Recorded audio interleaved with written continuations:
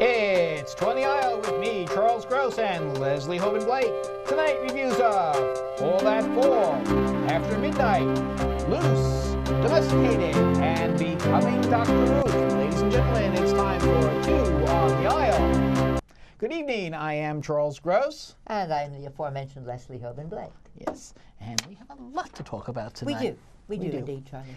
Now, first of all, we have a Samuel Beckett play directed by Trevor Nunn, who was probably better known for things like Cats and Les Mis and everybody Nicholas Nickleby, right, which we had, I think, referenced in a recent show. Well, tonight he's gone with something a lot smaller and directed Eileen Atkins and Michael Gambon. Gambon is probably best known to modern audiences as Albus Dumbledore in all but the first two Harry Potter movies. And of course, if you're a Top Gear fan, you'll know that he had a curve named after him on the Top Gear track. Because he was such a bad driver. Well, fortunately, he's a very good actor. I mean, remember The Singing Detective? Yeah. Oh, I love The Singing Detective. Oh, right. I actually only saw the first part of it. I have all of it. I want to see that. Yeah, I do at some point. I promise.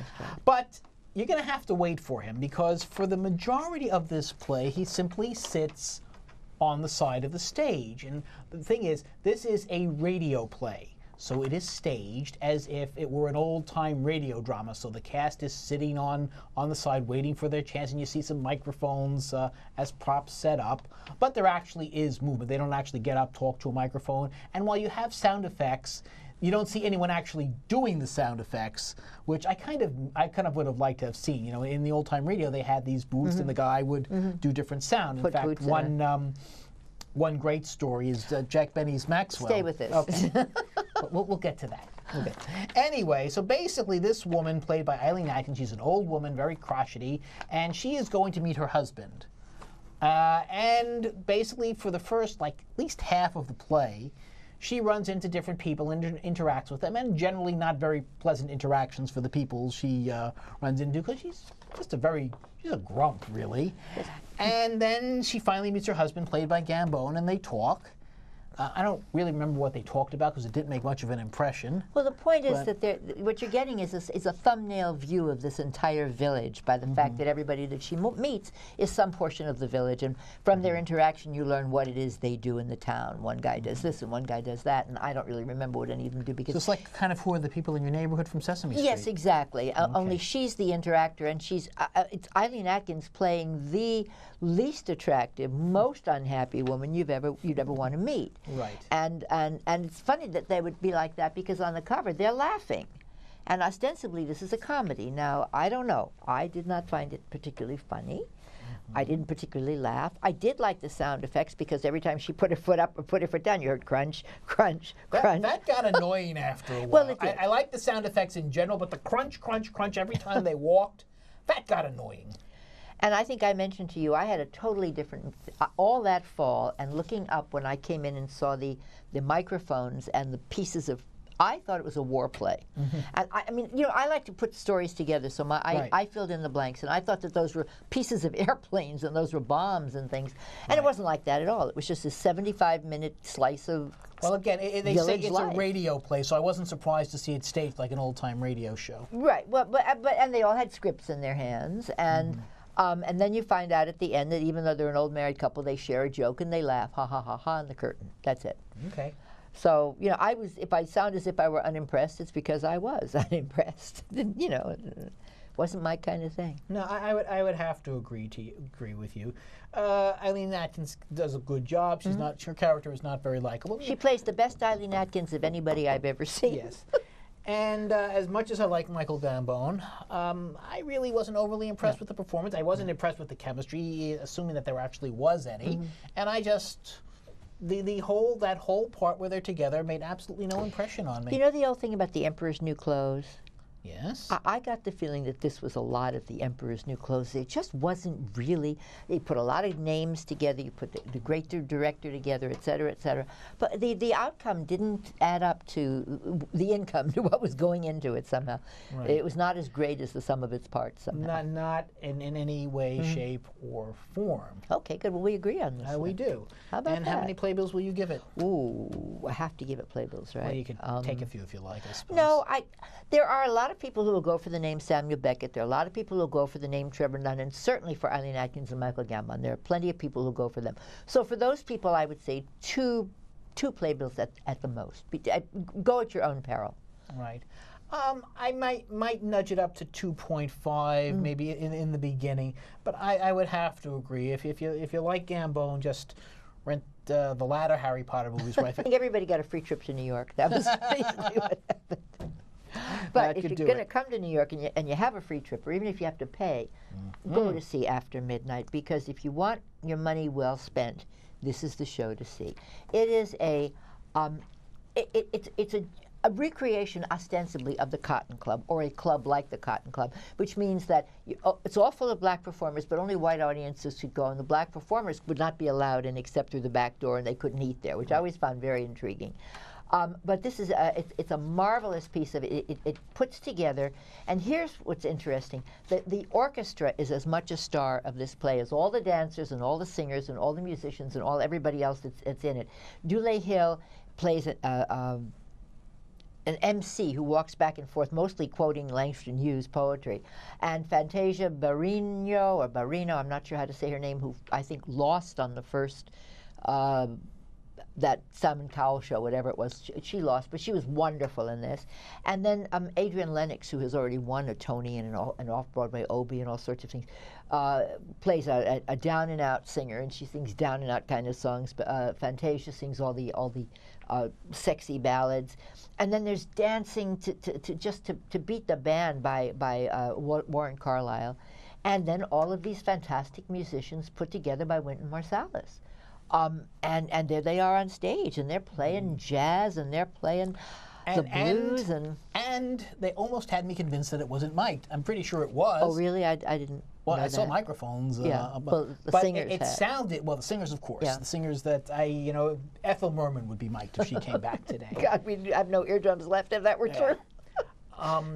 But the band is the star. It's not a star, it's the star. Okay. I love the clarity. I loved how it almost sounded like it wasn't mic'd, so kudos to whoever did the sound. And if it wasn't mic'd, wow. Very nice, very impressive. The show itself, I can't say I recognized most of the songs. In fact, I recognized very, it's very all few Duke of them. Ellington. Yeah, and I kept thinking Sophisticated Lady, Yeah. which I loved every minute of that. Yeah.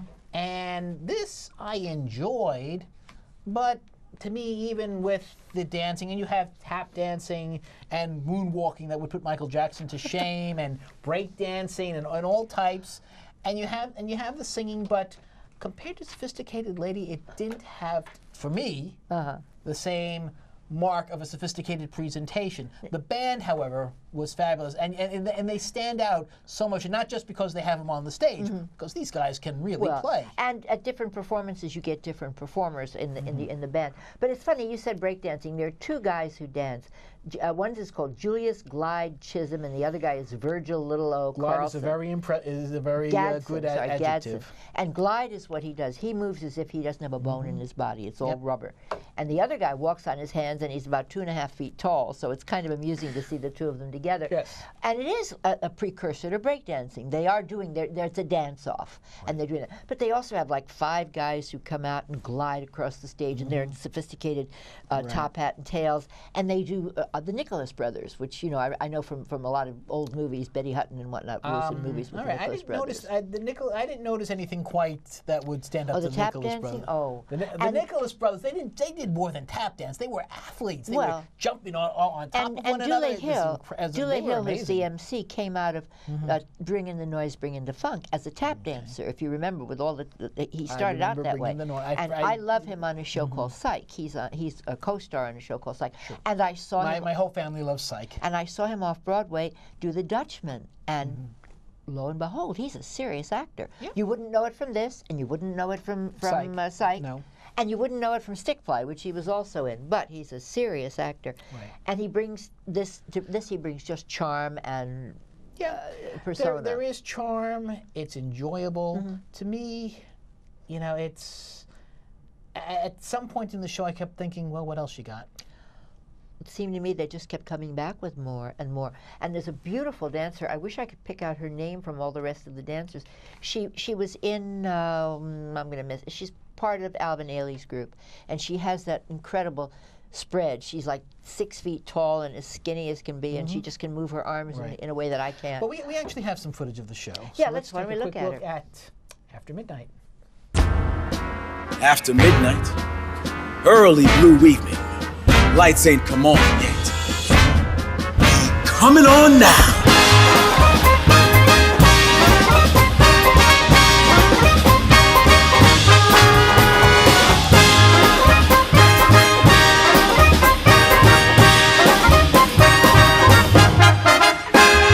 Grab your coat and get your hat. Leave your worries on the doorstep.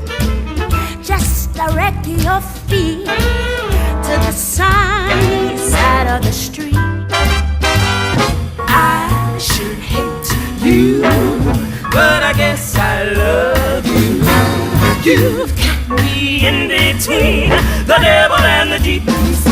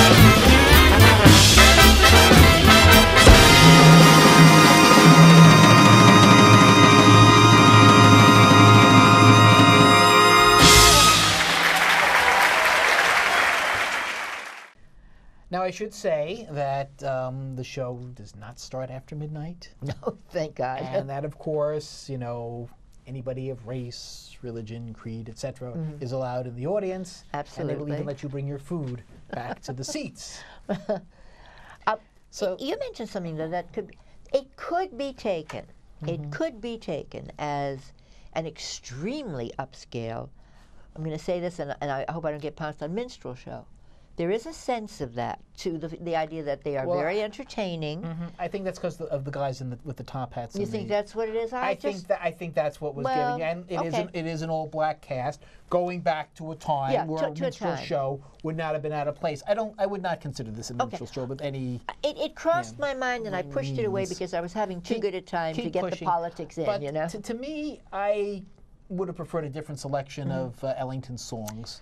A lot of them have been used up already. I mean, But you know what? They're so good. You can use them. You could use them again. I mean, Don't Mean a Thing, The A Train. Don't Mean a Thing was done as a musical number by the orchestra. Yeah, but mixed in with a lot. So you heard a few notes on that. I found this enjoyable. But I would say 3.5 for me at the most. I want to give a shout out. Okay. Generous. I want to give a shout out to Fantasia, whom I did not really know before. Whatever her things that she's done before, and she did another Broadway show, and I think she was in Chicago.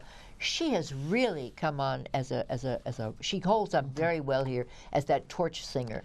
In all the shows, and I would give this a 4.5, Oh, and really? that's not You liked generous. it that much? I'm only holding back because one or two reservations. My wife enjoyed it very much too. Well, I had a really good time. Okay. Money well spent on a show like that. All right. You see where it goes. You know where your money.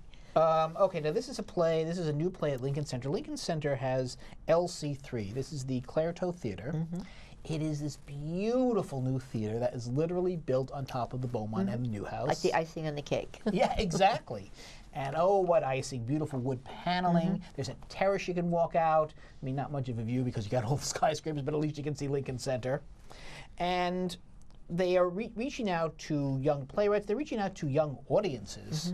In fact, anyone who likes the theater, any young person that's like, even in your 20s or 30s, you should definitely go on Lincoln Center's website because they've got some pretty nice deals for you. Like, well, this show, and I think most of the shows at this theater are only about $20. So that's what, the movie is about $16 these days. So for $4 more than a movie, you can see a live show. And I think for younger people, and I don't just mean teenagers and students, I mean people up to their 30s, I believe you can get shows to anything at Lincoln Center, and that would include some incredibly good stuff. But this for is like part of $32, something along that line. Check their website. But what they've done with this and what they've done with all the plays in that theater is there's a political, it's not just, you know, theater, go, come have a good time. There's always something really that you can get your teeth into. Disgraced played there, which is going to here's the interesting thing. This is about a young man. He's in high school, and his teacher asked him to do an assignment on the, thinking of a politician at a critical moment. And he apparently writes an assignment about a terrorist very vividly. And then the teacher believes this is grounds to search his locker. And she does, and she finds fireworks, and she brings the parents in. This boy, as it turns out, is adopted. I don't know if they actually say his origins, but I think he's Afghan or something. He was rescued. He was rescued, and he was a boy soldier, or his family had been killed, and he saw that kind of violence as a very small boy. And he's very smart, and they have high hopes for him. But is he all he seems? And that is what the teacher is concerned about. And the teacher is black, which is very important. Yes, the parents are white. Right. And what kills me is that as we're walking through this journey, trying to determine who this kid is and who the real Luce is, it occurs to me, the whole thing was started because of this paper, and his parents never mention it. They never discuss it. Well, that wasn't the point the playwright was trying to make. Well, what was the point the playwright was trying to make? Did you walk out believing that the boy was innocent or not? I walked out believing he was not. Okay. And I walked out believing that also, and my friend walked out believing he was. And I think that was the point. I think the boy says, I am very good at hiding my feelings. I am very good at making you believe things. And then he shows his mother what a good actor he was when he was a little boy and how surprised he could be. And that, I thought, was the giveaway there. And I thought that was the sign of a young playwright. I thought he gave us too much. And that's why I think that may be when you decided, that's certainly when I decided, that the boy was guilty of whatever it was, whatever plan was going to go on. Well, plus the fact that there was a firework in the teacher's desk. Well, I shouldn't say that, but well, all right. And then the fireworks were missing from where they had been. But again, here is a situation. You're just waiting for it, and this would have been a key. And as a parent of a high school child and a recent high school graduate, if a teacher called me and said, I'm concerned about this report. Wouldn't you? The first thing I would do is talk to the kid about the report. Okay. All right, Charlie. I mean, you may be approaching it more as a parent than the writer meant for anyone to do. He may have been more... But it's simple logic. Well, okay. All right. I'm not going to argue it with you. And to me, that hurt the play. Okay. What did you think of the acting ability of the characters? They all acted very nicely. Okay. I mean, I don't consider these, Tony-winning roles. On that, let's see, Luce, oh boy, here we go.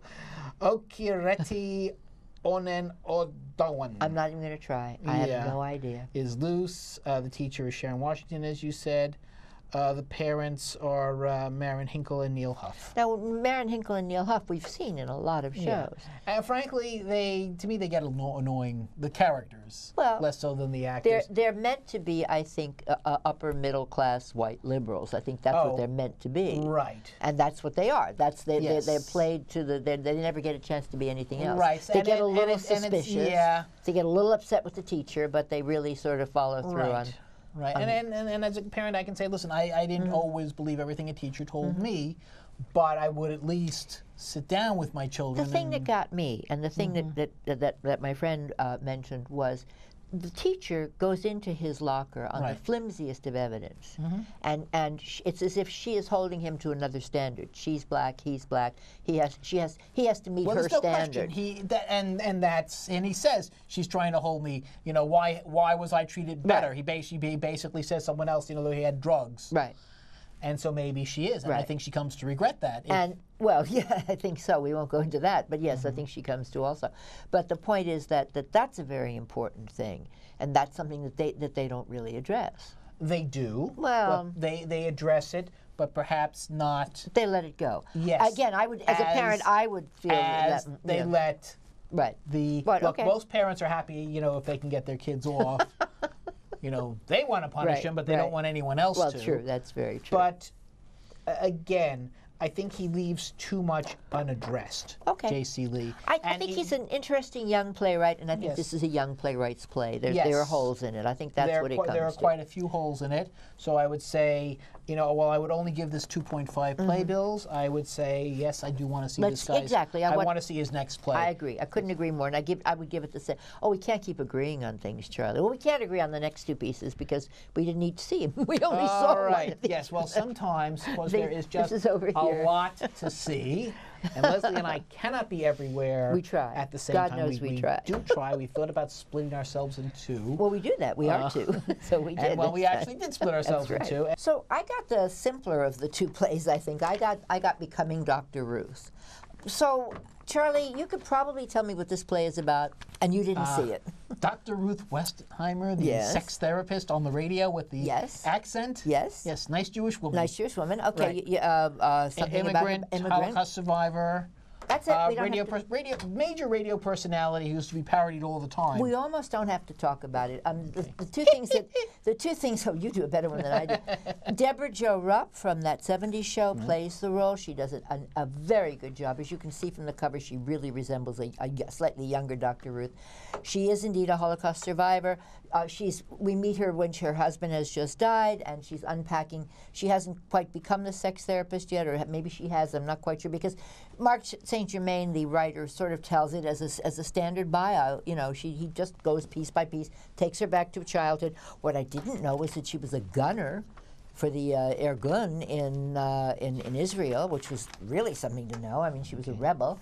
And then she gets to New York and needs a job, and she raises her children. And somewhere along in all of that, around the '80s, she becomes the sex therapist. And when did she get her doctorate? She's not that. Well, she got it. She's not a doctor. She's not a doctor. She's a PhD doctorate. You're right, her doctorate. And she got it when her kids were growing up. She got it, or when they were just grown. She got it later in life. Later in life. Right. And she had she's still alive. She has had a very interesting life. And she's doing talkbacks at the end of the show, which might turn out to be more interesting perhaps than the show. But it's an innocuous show. It was a fun show. I enjoyed myself more than I expected to, but it was what it was. And I would give it 2.75. Fred had a great love of his own. Gustav, the car. Fred named him after the King of Sweden. Fred only remembers our son Joel's birthday because it's on March 14th, the date he bought Gustav. We all had to get in the car and sing happy birthday to Gustav every 10,000 miles. Fred's Volvo dealer had a birthday cake for Gustav when he reached 450,000 miles. I taught our son Joel how to drive in Gustav. First lesson, I look at his foot on the gas, and I see the street racing by underneath. Gustav's bottom had rusted, and Fred kept putting big aluminum sheets on the floor. I said, Fred, this car isn't safe. He said, it's safe as long as you keep your feet on the pedals. The day he sold Gustav, can you believe somebody bought him? He drove our son Joel to school, and all Joel's friends were wearing black armbands. Fred mourned for weeks. Even when he watched Diane Sawyer on the news. Fred loves Diane Sawyer.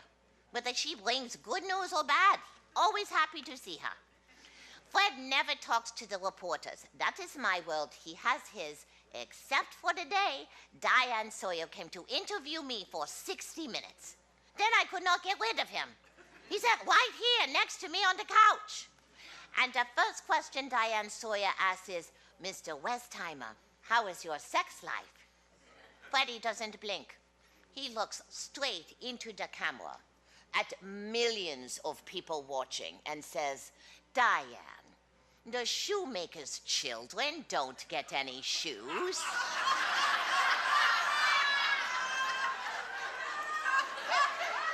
Interesting show called Domesticated, and it stars Just looking at the cover, you have to read it sideways. Domesticated, Right, in case you didn't get it. Starring Jeff Goldblum and Laurie Metcalf.